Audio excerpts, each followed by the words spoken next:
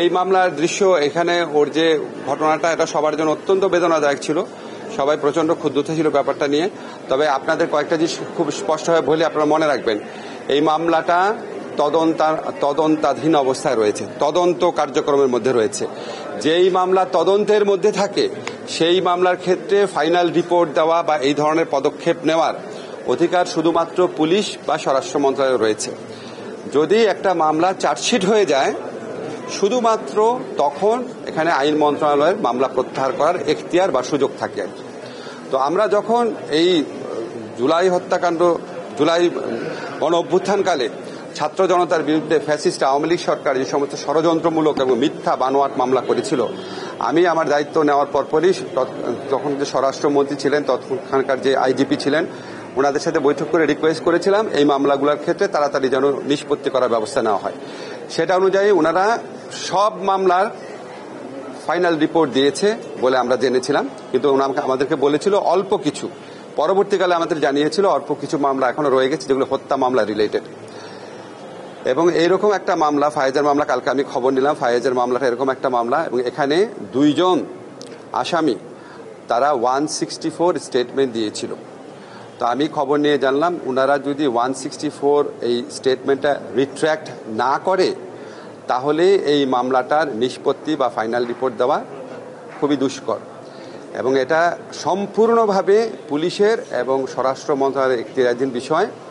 এখানে আইন মন্ত্রণালয়ের করার কিছু নাই। অনেক সময় অনেকে আপনারা হয়তো আমাকে চিনেন, ভালোবাসেন বা অপছন্দ করেন, যে কোনো কারণে হোক, যে কোনো ঘটনার জন্য ভেবে নেন এটা আমরা কিছু করছি না কেন। আমাদের যতই সদিচ্ছা থাক, একটা মামলা চার্জশিট পর্যায়ে আসার পর শুধুমাত্র আইন মন্ত্রণালয় কোনো কিছু করতে পারে, তার আগে কোনো কিছু করার স্কোপ আইন মন্ত্রণালয়ের নাই। তো আমরা আশা করব যারা উপযুক্ত কর্তৃপক্ষ আছে তারা উপযুক্ত ব্যবস্থা নিবে, এবং 164 স্টেটমেন্ট যারা দিয়েছিল তারা যেন 164 স্টেটমেন্ট প্রত্যাহার বা রিট্র্যাক্ট করার পদক্ষেপ নেয়, যাতে করে এই মামলাটা খুব দ্রুত উইথড্র করার সুযোগ সৃষ্টি হয়। বলতেছিল যে আপনাকে আপনার একটা কোর্ট দিয়ে যে আপনাকে আশ্বাস দিয়েছেন দ্রুত এই মামলাটা নিষ্পত্তি হবে, না এটা আপনি বললে তো হবে না, আমি তো এটা দেখি নাই। তার ভাই আমার সাথে যোগাযোগ করেছিল, তার ভাই আমার সাথে যোগাযোগ করেনি, আমি তার ভাইয়ের সাথে যোগাযোগ করেছিলাম নাম্বার পাওয়ার পর। আমি তাকে বলেছি বাবা এটাই হচ্ছে প্রক্রিয়া, এই প্রক্রিয়াতে যদি আগানো হয় তাহলে মামলাটা দ্রুত নিষ্পত্তি করা সম্ভব। আমি তাকে প্রক্রিয়াটা বুঝিয়ে বলেছি। আপনাদের একটা কিছু মনে রাখতে হবে, আমরা আইন দ্বারা পরিচালিত হই।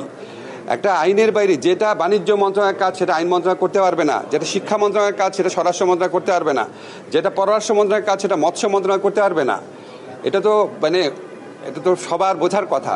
তো আমার যতই প্রত্যাশা থাক, যতই আন্তরিকতা থাক, যতই আমার ইচ্ছা থাক, এই কাজটা প্রক্রিয়াগতভাবে ঠিক না হওয়া পর্যন্ত অন্য মন্ত্রণালয়ের ব্যাপার, আমাদের এখানে কিছু করার নাই। আমাদের খালি সাজেশন দেওয়ার আছে, আমাদের খালি অনুরোধ করার আছে, এর বাইরে কিছু নাই। আমি ফাইয়াজের ভাইকে কালকে বুঝিয়ে বলেছি প্রক্রিয়াটা কি। আপনারা যারা 164 স্টেটমেন্ট দিয়েছিল ওনাদেরকে একটু কাইন্ডলি জিজ্ঞেস করেন যে সরকার আসছে 8 মাস হয়ে গেছে, ওনারা এখনও 164 স্টেটমেন্ট, যেটা আমি বিশ্বাস করি পুলিশ অত্যাচার করে নিয়েছে, নির্যাতন করে নিয়েছে বা ভয় দেখিয়ে নিয়েছে, তা 8 মাস হয়ে গেল ওনারা 164 স্টেটমেন্ট তো বুঝেন, বলা যে আমি আসলে করেছি অপরাধটা। তো ওনারা 164 স্টেটমেন্টে 8 মাস হয়ে গেছে উইথড্র করছেন না কেন? এটা একটু কাইন্ডলি ওনাদের জিজ্ঞেস করেন। যদি উইথড্র করতেন ওনারা তাহলে তো আজকে এই শিশু ফায়াজকে কোর্টে যাওয়া বা এই ধরনের একটা পরিস্থিতির মুখে আমাদের পড়তে হতো না।